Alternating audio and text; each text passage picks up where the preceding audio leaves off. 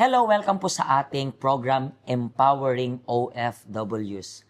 Mga real-life stories ng mga OFWs sa iba't ibang panig ng bansa.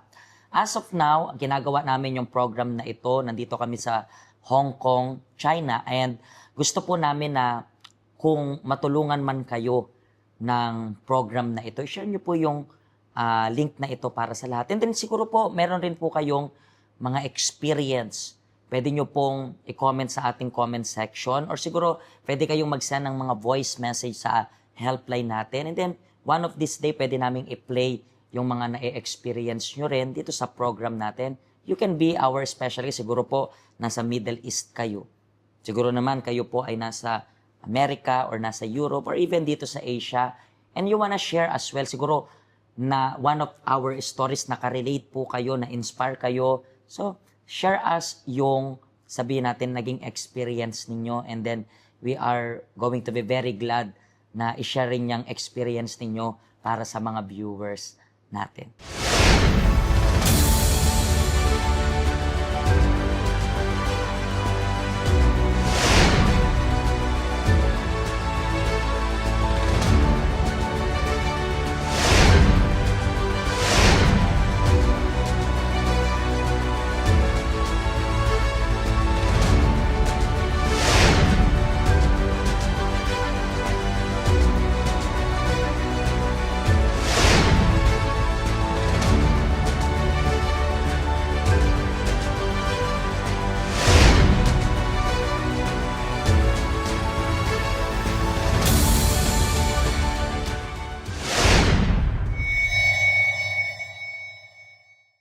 And today, meron tayong special guest. Ano pong pangalan ninyo? Ako po, si Erla Galagnara po. Erla. Okay. Taga saan po kayo sa Philippines? Sa El Salvador, Poblacion. Poblasyon, saan po yun? Misamis Oriental. Misamis Oriental. Mindanao.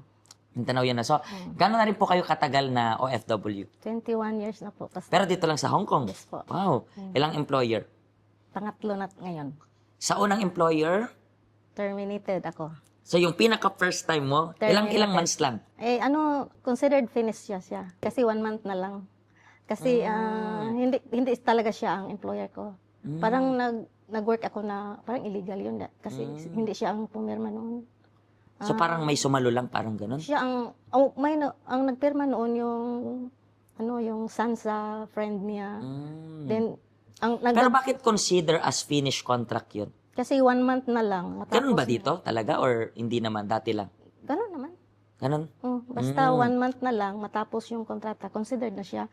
Pero terminated ako, bigla na lang akong pinapapack up ng things. Pero paano yun? Kailangan mo umuwi sa Philippines o hindi naman? Pwede kang maghanap ng employer dito. Considered finished nga. Considered finished. Nakaano ko na. So hindi ka umuwi that time? Hindi. Nag-stay ka lang, nagtuloy-tuloy? Yeah, 7 Okay. years, hindi ako umuwi. 7 years? Yeah. Nice. So, and sa unang employer, so less than 1 month na lang, 2 years ka na. And then sa second employer, gano'n ka rin katagal? For 4 years and 11 months. And then ito yung last mo ngayon, di ba? Pang-third ko.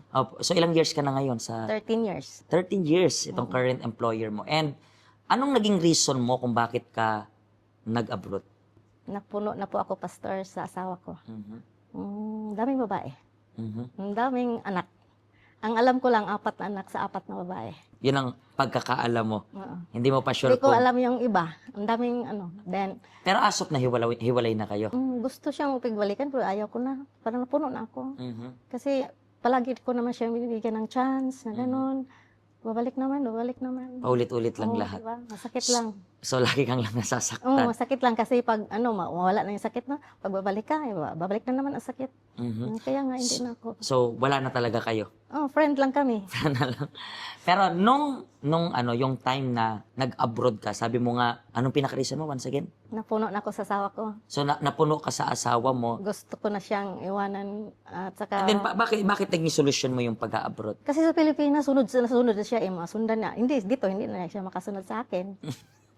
So dito talagang, Saka nag-process ako. may passport ba siya? Wala. Wala. Ako nag-process ako, secret yun. Sa mga credential ko, secret yun. Paano yung anak nyo? Iniwan ko na lang sa biyanan ko. Mm. Saka yung auntie ko, kasi ang bunso ko noon, 1 year and in half yun.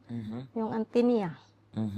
So talagang iniwan mo na lang rin doon sa Iniwan. pangangalaga ng kamag-anak mo. Mm. And then, dito naman sa Hong Kong, ano yung hindi mo malilimutang naging experience mo? Yung first amo ko na babae, palaging magalit. Magalit lang bigla, wala akong kasalanan. Parang napubya ako, hindi ako sanay sa mga, yung mga Sisigawan. sigaw-sigaw na ano, galit na galit. Hindi ako sanay noon eh. Pagdating ko dito, iba eh. Para akong, So, hindi mo siya in-expect na ganun yung Oo, mangyayari. Hindi ko in-expect. Tapos, una mo pang employer. Una So, ko yung employer. impact Then, nun, first day doon, ang sabi pa niya na, i-recontract niya ako. First day ako nakarating sa kanya, i-recontract daw niya ako. first day pa lang yan, Oh, ha? first day pa. Promise niya sa akin. Then, galing siya sa trabaho niya. Kasi first floor kami, ground floor sila, mama. Then, sa ground floor, sigaw-sigaw na siya. Parang ganun-ganun ng... Pero ano bang nangyari? Bakit kanya napagalitan? Hindi ko alam nga. Galing siya sa trabaho niya, galit na galit. Then, So, parang ang sabi na stress siya sa trabaho noon, no? Siguro. parang Then, ganun. sa'yo niya Then pinuhos yung sabi galit niya, mo. dito, dirty, ganun siya. Kung saan kang dirty dito? na phobia ako, parang pero ano man siya, susuyuin ka din niya, pagkatapos siguro sa galit niya, susuyuin din ka niya. Pero anong nagiging reaction mo pag pinapagalitan? Kinayaan mo lang siya? Hinayaan ko lang siya. Hindi ka sumasagot? Hindi. And then, gusto kong i-pause lang saglit. Kasi, you have to remember po na, yes, alam ko po, ang pangit pakinggan na kayo yung tagatanggap ng stress nila sa work. Pero wag nyo lang pong sabayan.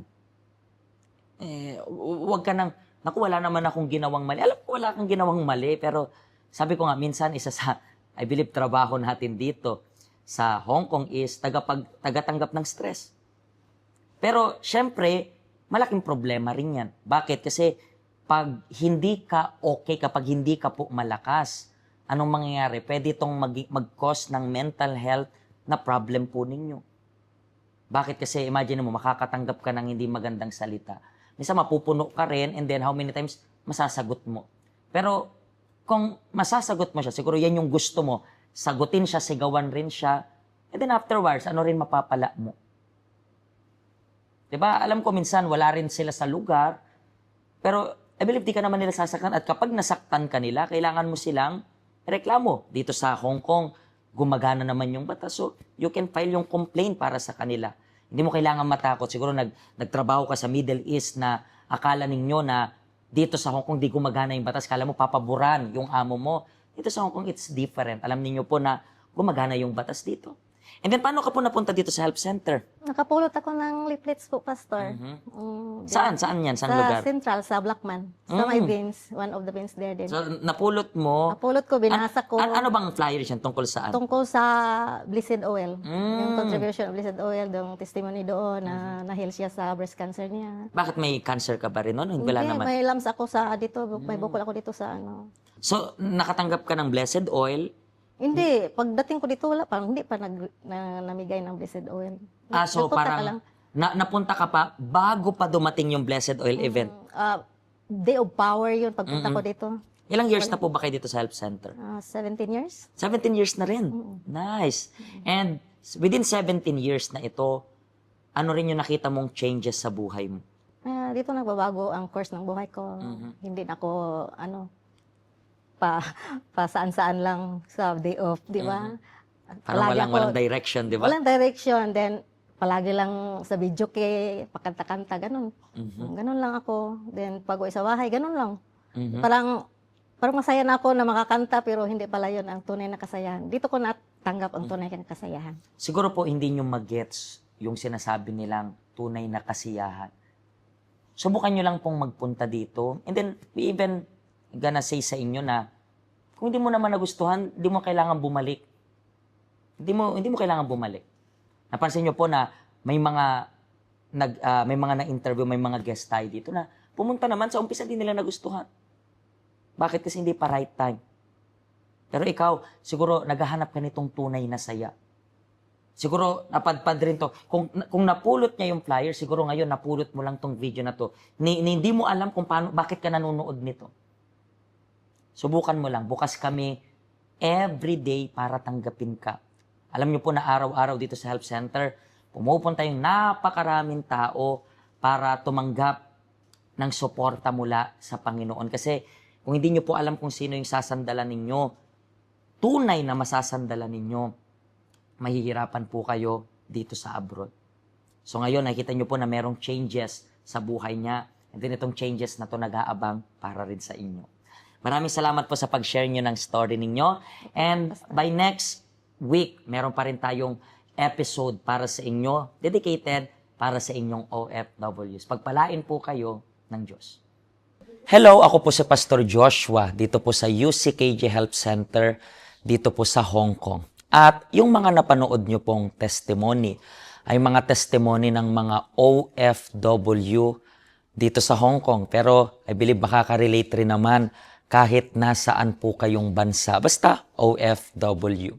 Ang health center po natin ay walang pinipiling religion. Base na rin po sa name, Health Center. Kung kailangan nyo po ng karagdagang information, nandito lang po sa baba lahat ng information na kailangan ninyo.